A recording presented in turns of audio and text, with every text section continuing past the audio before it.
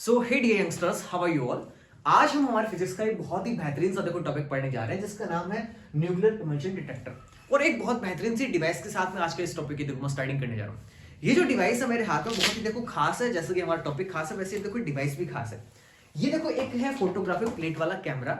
हो सकता है कि आप में से अधिकांश बच्चों ने इसे देखा हो और कईयों ने नहीं भी देखा हो। देखो ये जो कैमरा है लेंस मेड इन जापान, ये शायद आई थिंक चाइना में असेंबल हुआ होगा। मेरे पिताजी जब बाहर रहते थे तो वहां से इसको लेकर आए थे।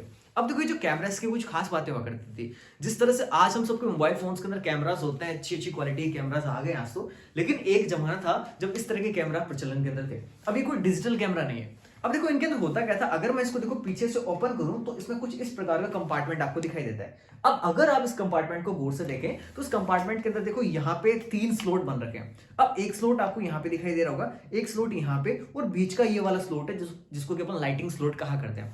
अब देखना होता क्या था, उस जमाने में जब रील वाला कैमरा चला करते थे तो ये रील वाला वो कैमरा है। रील जो है असल में हम लोग उसको अपने फिजिक्स की लैंग्वेज के अंदर उसको बोलते हैं फोटोग्राफिक प्लेट। देखो यहाँ पे ये वर्ड लिखा हुआ अभी फोटोग्राफिक प्लेट, लेकिन यहाँ पे इस हमारे टॉपिक के अंदर हम अलग टाइप की फोटोग्राफिक प्लेट की बात करेंगे। और इसके अंदर जो फोटोग्राफिक प्लेट होती थी वो थोड़ी सी अलग होती थी।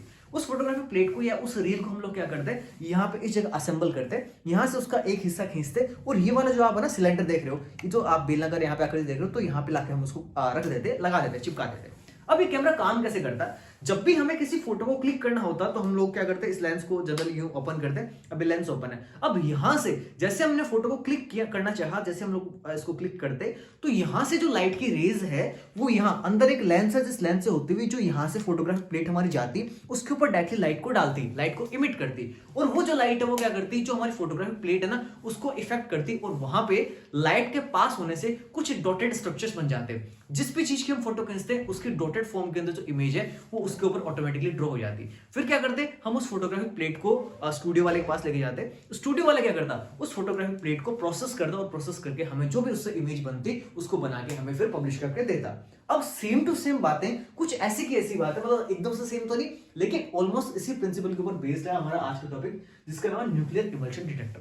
अब देखो आज की जो वीडियो ना ये बेहद खास है, क्योंकि देखो हालांकि मैंने एमएससी और बीएससी के लिए पहले से कुछ लेक्चर्स डाल रखे, लेकिन एक बहुत ही मेरे सानिध्य के अंदर मेरे विद्यार्थी हैं, प्राची गर्ल, जिन्होंने कहा था कल मुझसे कि हमें इस टॉपिक के ऊपर वीडियो चाहिए, तो डेफिनेटली उनकी जो है ना रिक्वेस्ट के ऊपर तो मैं नहीं कहूंगा, लेकिन उनकी जो ख्वाहिश थी इस टॉपिक को पढ़ने की, तो उसके ऊपर ये वीडियो है। अगर आपको किसी भी टॉपिक के बारे में जानकारी चाहिए, चाहे फिर वो बीएससी फिजिक्स से रिलेटेड हो, चाहे फिर वो एमएससी फिजिक्स से रिलेटेड हो, डेफिनेटली आप मुझे इस वीडियो के कमेंट के अंदर जरूर जरूर बताना, और ये वीडियो लगी कैसी ये भी प्रतिक्रिया आप जरूर देखो कमेंट्स के माध्यम से मुझे प्रदान करते रहे। अब हम हमारे देखो टॉपिक को स्टार्ट करते हैं। देखो सबसे पहले अपन ये बात करेंगे, एग्जाम में चूंकि अपन को लिख के आना होता है तो अपन क्या बताएं कि यार क्या है ये न्यूक्लियर इमल्शन डिटेक्टर। सबसे पहले हमें जो बात एग्जाम में लिखनी है बहुत ही सिंपल सी बात है, देखना समझिए। The nuclear emulsion detector is a photographic plate. है क्या, एक तरह की फोटोग्राफिक प्लेट है, लेकिन क्या खास बात है वो चलो देखते हैं। विद अ पर्टिकुलरली थिक, ये देखो बड़ी इंपॉर्टेंट बात, with a particularly thick emulsion layer of silver halide. यानी है क्या, एक टाइप की फोटोग्राफिक प्लेट है। आपको मैंने यहाँ पे डायग्राम बना के देखा, हालांकि इसको थोड़ी डिटेल में जाके समझेंगे भी। एक फोटोग्राफिक प्लेट है। अब ये जो फोटोग्राफिक प्लेट है इसकी खास बात है, इसके ऊपर एक थिक लेयर है, और ये थिक लेयर है किस चीज की, इस सिल्वर हैलाइड की थिक लेयर है। अब ये जो फोटोग्राफिक प्लेट है जिसके ऊपर सिल्वर हैलाइड की अपन थिक लेयर लगाई है, ये काम क्या करेगी, इसके मैकेनिज्म क्या होते हैं उसको तो अपन देखो यहाँ पे समझेंगे। तो पहले अपन को ये बात क्लियर करनी जरूरी है कि जो न्यूक्लियर इमल्शन डिटेक्टर हम लोग पढ़ने जा रहे हैं ये क्या काम करेगा। क्योंकि देखो अपन ने खूब सारे डिटेक्टर्स पढ़े हैं पहले, चाहे फिर अपन ने कैरमको डिटेक्टर पढ़ा था, और भी बहुत सारे टाइप के डिटेक्टर थे अपने, जैसे कि आप लोगों ने गैस चैम्बर पढ़ा होगा, और भी नाना प्रकार की चीजें अपन ने पढ़ ली। लेकिन ये हमें क्यों पढ़ना है, इसके अंदर क्या उनसे अलग चीज है वो भी देखो हम लोग जाने, क्योंकि बहुत ही माइक्रोस्कोपिक लेवल पे जाके जो पार्टिकल्स के बीच का सेपरेशन है ना उसको भी बता सकता है, इसलिए हम इसको यूज करते हैं। The nuclear emulsion detector is a photographic plate with a particularly thick emulsion layer of silver halide crystals. Silver halide crystal की एक थिक लेयर वाली फोटोग्राफिक प्लेट होती है। अब बात करें कि काम कैसे करती है। देखो बहुत ही सिंपल सी मैकेनिज्म है। पहले आप इस डायग्राम को देखना, थ्योरी वोरी का काम देखो फिजिक्स में होता है सेकेंडरी, हमें एग्जाम में पास होने के लिए थ्योरी लिखनी पड़ती है, लेकिन the mandatory condition is to understand what the topic want to say to us, है ना। अभी देखते हैं, देखो यहाँ पे जो आप ये वाली प्लेट देख रहे हो ना, यही हमारी फोटोग्राफिक प्लेट है, और जो फोटोग्राफिक प्लेट है इसके अंदर अपन लोगों ने किसकी लेयर इसमें लगा रखी है, किसका इमल्शन अपन ने कर रखा है, एक सिल्वर हैलाइड के जो क्रिस्टल्स होता है ना उसकी थिक लेयर का इमल्शन अपन ने कर रखा है। अब देखो यहाँ पे मैंने लिखा है चार्ज्ड न्यूक्लियर पार्टिकल। कोई भी आपका चार्ज न्यूक्लियर पार्टिकल जब आएगा, जैसे इसके ऊपर इमिट होगा, तो डेफिनेटली क्या होगा, जिस तरह से फोटोग्राफिक प्लेट जो अपनी कैमरे वाली थी ना ये फोटोग्राफिक प्लेट लाइट से इफेक्ट हो रही थी, लाइट से इसके ऊपर इफेक्ट पड़ रहा था, इमेज का फॉर्मेशन हो रहा था। ठीक उसी प्रकार से जब ये न्यूक्लियर पार्टिकल यहां से ट्रेवल करता हुआ इस फोटोग्राफिक प्लेट के अंदर जाएगा, तो जैसे देखो फोटोग्राफिक प्लेट के अंदर जाता है तो उसको इफेक्ट करता है, और इफेक्ट करेगा, मान लो कि यहाँ पे टकराया, इसके अंदर गया। अब इसके अंदर जाके मान लो कि पहले तो ऐसे घुमा, फिर मान लो नीचे चला गया, फिर मान लो वापस ऊपर आ गया। देखो मोटी थिक क्यों ली अपन ने, हर एक चीज की उपयोगिता है। हम ये सिल्वर फोटोग्राफिक जो प्लेट थी वो बहुत पतली सी थिन लेयर भी ले सकते थे, but we have taken a thick layer. Why did we take this? हमने मोटी थिक लेयर को ही क्यों यूज किया?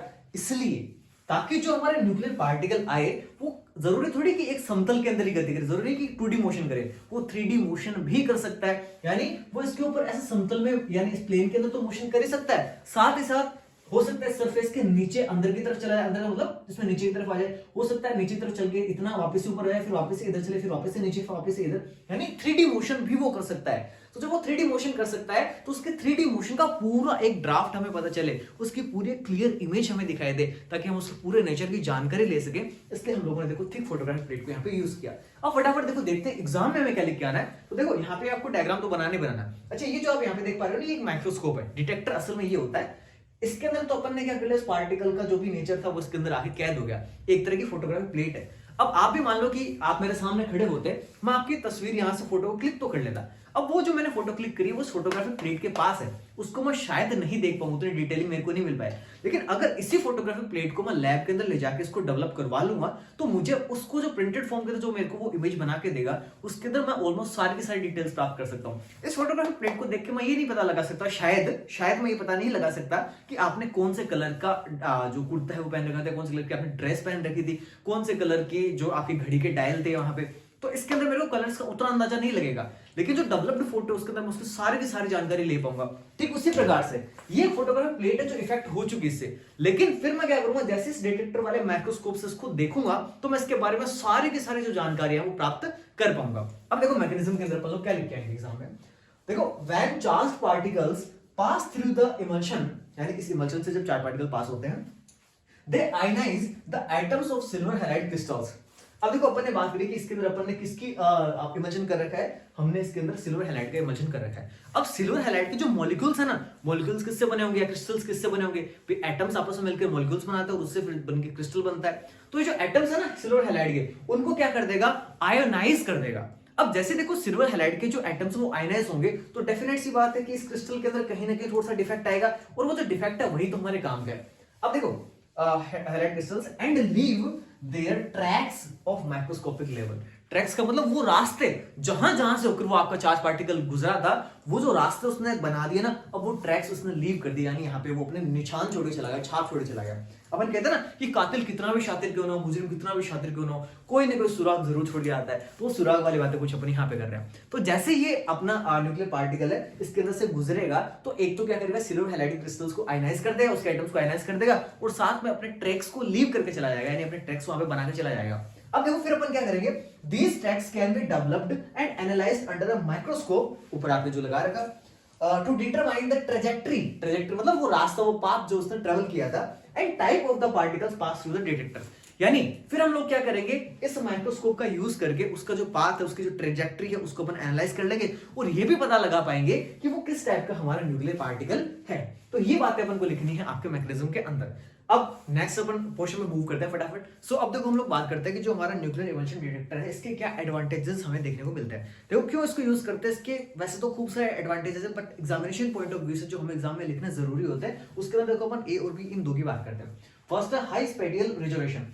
देखो इसकी सबसे खास बात जो है ना वो यही है, हाई स्पेडियल रेजोल्यूशन। देखो इसका सिंपल सा मीनिंग ये होता है कि दो जो पार्टिकल्स, जैसे अपन ने अभी बात की सिल्वर हैलाइड क्रिस्टल है, अब वो सिल्वर हैलाइड क्रिस्टल है, उसके जो एटम्स है उनको आयनाइज करता है, तो एटॉमिक लेवल तक जाकर उनके सेपरेशन को दिखा सकता है। यानी आपको बहुत ही क्रिस्टल क्लियर जो इमेज है, वो जो भी आपका न्यूक्लियर पार्टिकल है ना, उसकी ट्रेजेक्टरी की देखने के लिए मिलती है। यानी आप बड़े आराम से उसको एनालाइज कर सकते हो, इतनी इसकी आप कह सकते हो इसकी जूमिंग जो कैपेबिलिटी है ना, वो इतनी अच्छी होती है, काफी अच्छे रेजोल्यूशन ये आपको प्रदान करता है। तो देखो इसके अंदर हम लोग लिखेंगे, nuclear emulsion detector provides very precise information about the path of the particle। देखो precise का सिंपल सा मीनिंग क्या होता है कि हमें एकदम एक्यूरेट, एकदम एग्जैक्टली हमें बताता है, और वेरी प्रिसाइज का मतलब एकदम से एग्जैक्टली आपको पूरी की पूरी ट्रेजेक्टरी बताएगा, पूरा का पूरा पाथ ऑफ द पार्टिकल आपको बताता है। यानी काफी प्रिसाइज आपको जानकारी इसके जरिए मिल सकती है।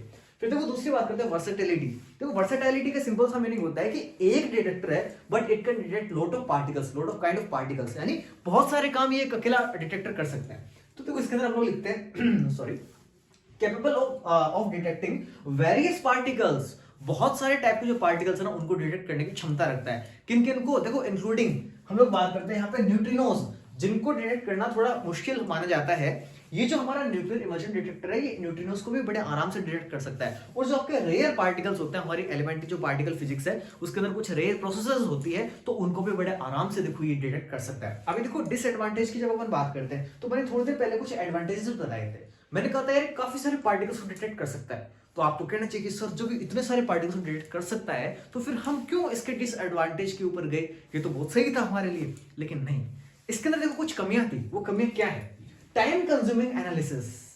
ये जो हमारा न्यूक्लियर इमल्शन डिटेक्टर है ना, इसके साथ एक दिक्कत छोटी सी ये है कि काफी ज्यादा टाइम कंज्यूम करता है। अब मान लो आपको कोई डिटेक्शन करना है और उसके लिए आपको ज्यादा टाइम है नहीं, और टाइम कंज्यूमिंग होने के साथ साथ थोड़ा सा लेबर कॉस्टली भी पड़ता है, लेबर इंटेंस पड़ता है। अब इसका मतलब क्या हुआ कि इसके लिए जो अपन फोटोग्राफिक प्लेट तैयार करते हैं ना, उसको बनाने में अपन को टाइम लगेगा। फिर हमने चलो मान लो बना तो ली इसको, फिर जब हम उसका एनालिसिस करेंगे माइक्रोस्कोप के जरिए तो भी हमें काफी ज्यादा टाइम लगता है। रीजन बड़ा सिंपल सा है। देखो आपने सिल्वर हैलाइड के क्रिस्टल्स को मिला के एक थिक लेयर इसकी बना दी, वो तो बात ठीक है, लेकिन जो आपका पार्टिकल आएगा ना, जब वो उसके अंदर 3D मोशन करेगा तो उसके मोशन की ट्रेजेक्टरी को ट्रैक करना ये हमारे लिए खांडे की धार जैसा है। खांडे की धार का सिंपल सा मीनिंग क्या होता है? देखो हमारे इधर राजस्थान का जो थार का रेगिस्तान वाला इलाका, आप लोग सब लोग जो कि भारत के हैं तो आप लोग सभी थार के रेगिस्तान या थार के मरुस्थल के नाम से परिचित होंगे। और मैं जिस जिले से संबंध रखता हूँ चूरू, ये थार का रेगिस्तान का जो है ना उसका प्रवेश द्वार कहलाता है, एक तरह से आप लोग कह सकते हो। तो यहाँ पे हमारे होते हैं आंकड़े, आपके वहां भी हो सकता है शायद होते हो आंकड़े। तो जो आंकड़े की लकड़ी होती है ना, सूखी लकड़ी, उसको हम लोग बोलते हैं खांडा, और खांडे की धार एक मुहावरा है कि बहुत कठिन कार्य होना।